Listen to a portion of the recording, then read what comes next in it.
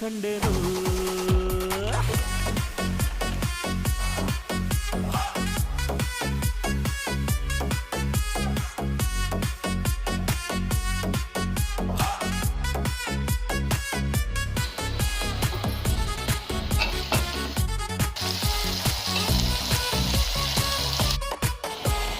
ಕತ್ತಲಲ್ಲೂ ಬೆಳಕ ಕಂಡೇನು